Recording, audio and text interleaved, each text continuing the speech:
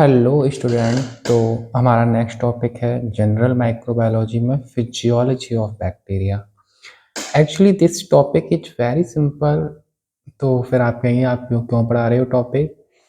Actually क्या होता है ना कि टॉपिक के बारे में जब कोई क्वेश्चन आता है एग्जाम में तो हम जानते हैं इसमें हमें क्या क्या बताना है, लेकिन हम उसमें पॉइंट्स नहीं बना पाते, एक अच्छा नोट नहीं लिख पाते पूरा, जिससे कि हमें फुल मार्क्स मिल सके। इसलिए मैं आपके लिए टॉपिक लेकर आया हूँ physiology of bacteria.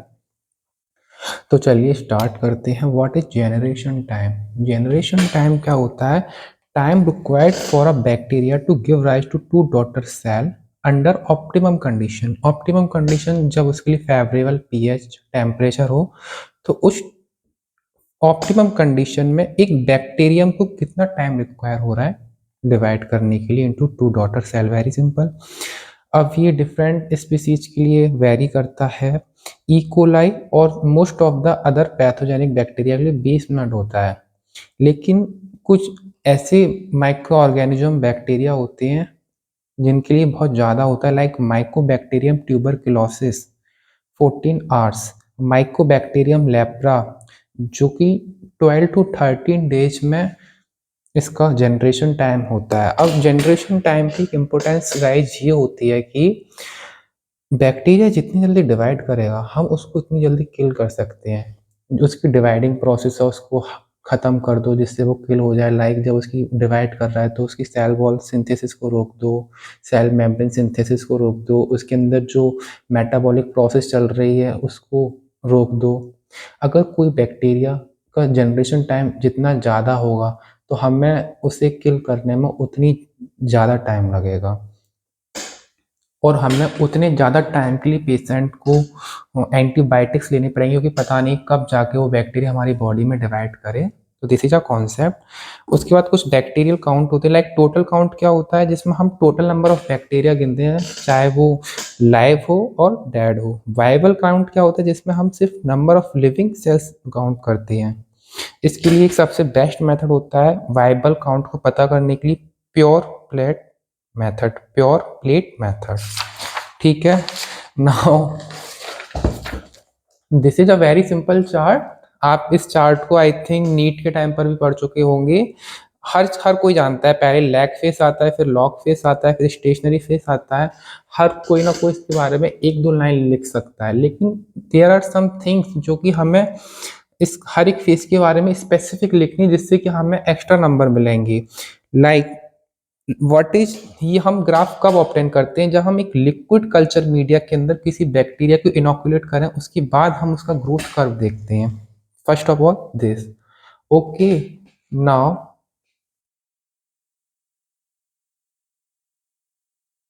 Sorry for disturbance. Okay. What is lag phase. Lag phase में क्या होता है, no increase in number of bacteria. Actually इस फेस में क्या होता है, बैक्टीरिया अपने मेटाबोलाइट्स को और एंजाइम को सिंथेसाइज करता है, जिससे कि वो आगे चल के डिवाइड कर सके। तो इस फेस में हम देखते हैं bacteria synthesize metabolite and enzymes for dividing. और इस फेस के एंड में हम देखते हैं कि सबसे मैक्सिमम साइज ऑफ बैक्टीरिया इस फेस के एंड में देखने को मिलता है। That's about lag face. उसके बाद आता है लॉग फेस। एवरीवन नोज इस फेस में बैक्टीरिया डिवाइड करता है। तो इस फेस में हम देखते हैं सेल का साइज डिक्रीज करता है, और स्मॉल साइज उसके फेस के एंड में मिलेगा।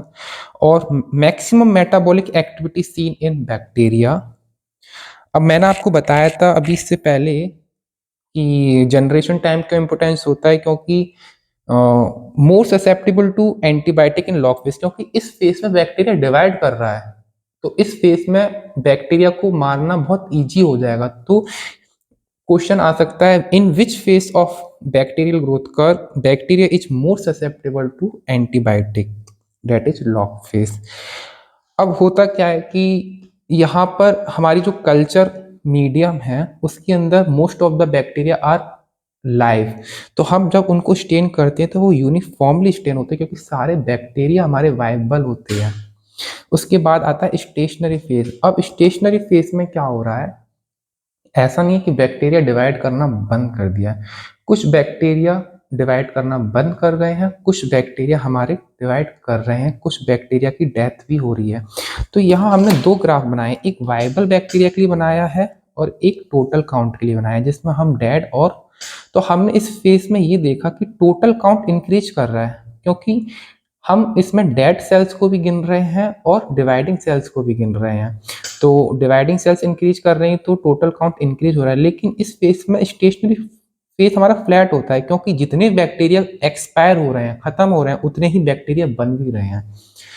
और वाइज फेज ऑफ डेक्लाइन में क्या देखने को मिल रहा है कि बैक्टीरिया डिवाइड करना बंद कर दिया और बैक्टीरिया की डेथ हो रही है। Once again repeat, stationary phase में जितने बैक्टीरिया की डेथ हो रही है उतने बैक्टीरिया डिवाइड भी कर रहे हैं, इसलिए फ्लैट है एक तरीके से। लेकिन फेज ऑफ डेक्लाइन में बैक्टीरिया की डिवाइडिंग कैपेसिटी खत्म हो चुकी है और बैक्टीरिया की डेथ भी स्टार्ट हो गई है।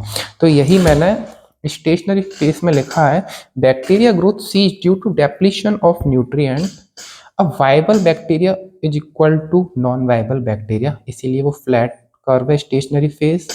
तो इसलिए नॉन यूनिफॉर्मली स्टेन कर रहा है, लॉग फेज में यूनिफॉर्मली स्टेन कर रहा था और स्टेशनरी फेज में नॉन यूनिफॉर्म स्टेन कर रहा है, इसीलिए हम इसे ग्राम वेरिएबल भी कहते हैं। अब होता क्या है, यहाँ पर उसने देखा कि अरे मेटाबोलाइट्स खत्म हो चुकी है, न्यूट्रिएंट्स खत्म हो चुकी हैं और बैक्टीरिया आगे खत्म हो जाएंगे तो आगे जनरेशन कैसे चलेगी। तो बैक्टीरिया अपने बचाव के लिए, अपनी जनरेशन बढ़ाने के लिए स्पोर्स बनाना स्टार्ट करेगी, ग्रेन्यूल्स बनाना स्टार्ट करेगी, एक्जोटॉक्सिन एंटीबायोटिक्स बनाना स्टार्ट करेगी, बैक्टीरियोसिन बनाना स्टार्ट करेगी। तो ये भी एक क्वेश्चन बन सकता है, in which phase of bacterial growth curve antibiotics endotoxin are produce, that is stationary phase. Phase of decline में क्या मिलता है, सेल डेथ देखने को मिलेगी और इन्वॉल्यूशन फॉर्म। इन्वॉल्यूशन फॉर्म मतलब बैक्टीरिया की बहुत डिफरेंट शेप्स एंड साइज देखने को मिलेगा, नॉर्मल साइज एंड शेप देखने को नहीं मिलेगा। Okay, now that's table is very important, ये बहुत अच्छी टेबल है। तो देखिए इसमें क्या, log phase, sorry lag phase, log phase, stationary phase, decline phase. अब एक बात बताइए, बैक्टीरिया किस फेज में डिवाइड कर रहा है, लॉग फेज में कर रहा है, सॉरी लैग फेज में कर रहा है, लैग फेज में तो नहीं कर रहा है। लॉग फेज स्टेशनरी फेज में कर रहा है लेकिन डेक्लाइन फेज में नहीं कर रहा। तो बैक्टीरिया लॉग फेज में डिवाइड कर रहा है, लैग फेज में नहीं कर रहा है, स्टेशनरी में कर रहा है, डेक्लाइन में नहीं कर रहा। बैक्टीरिया डेथ किस में हो रही है, लैग में तो नहीं हो रही, लॉग में भी नहीं हो रही, स्टेशनरी और डेक्लाइन में हो रही है। टोटल काउंट इसमें तो डिवाइड ही नहीं कर रहा, तो टोटल काउंट फ्लैट है। लॉग फेज में, सॉरी यहाँ पर मेरे को कुछ गलती हो गई थी, typing error, so log phase में टोटल काउंट इंक्रीज हो रहा है, स्टेशनरी फेज में टोटल काउंट इंक्रीज कर रहा है, क्योंकि मैंने बताया था स्टेशनरी फेज में क्या हो रहा है, बैक्टीरिया ने कुछ, जितने बैक्टीरिया खत्म हो रहे हैं, जितने बैक्टीरिया की डेथ हो रही है उतने बैक्टीरिया डिवाइड कर रहे हैं, और हम टोटल काउंट में तो डेथ वालों की भी काउंटिंग कर रहे हैं ना। तो टोटल काउंट स्टेशनरी फेज में इंक्रीज कर रहा है लेकिन डेक्लाइन फेज में फ्लैट है। टोटल काउंट स्टेशनरी फेज में राइज कर रहा है लेकिन डेक्लाइन फेज में फ्लैट हो गया है। उसके बाद वाइबल काउंट लॉग फेज में, लैग फेज में फ्लैट है, लॉग फेज में राइज कर रहा है, स्टेशनरी फेज में भी फ्लैट है और डेक्लाइन फेज में फॉल कर रहा है। वाइबल काउंट लैग फेज में फ्लैट है, लॉग फेज में राइज कर रहा है, स्टेशनरी फेज में भी फ्लैट है, वाइबल काउंट और क्या कहते हैं फेज ऑफ डेक्लाइन में डेक्लाइन कर रहा है। That's all about physiology of bacteria में बैक्टीरियल ग्रोथ का। इसके बाद आप कहेंगे और क्या आता है फिजियोलॉजी ऑफ बैक्टीरिया में। इसके बाद जो आता है मैंने सोचा आपको ओरली बता दूं, क्योंकि इन चीज़ों को आप जितने बार सुनेंगे उतने बार आपके माइंड में बैठेगी, अदर रेदर देन आप बार बार बुक में पढ़ लीजिए और आप स्किप करते रहें। तो आप मेरी बातों को ध्यान से सुनिए, कुछ बातें मैं बता रहा हूँ आपको। फिजियोलॉजी ऑफ बैक्टीरिया में आता है कि बैक्टीरिया ऑक्सीजन कैसे लेते हैं, कौन कौन से बैक्टीरिया ऑक्सीजन ले रहे हैं, कौन कौन से बैक्टीरिया ऑक्सीजन नहीं ले रहे हैं। तो on the basis of oxygen there are aerobic bacteria जिन्हें हम बोलते हैं obligate aerobe. What are obligate aerobe, जो सिर्फ ओनली डिपेंड ऑन ऑक्सीजन।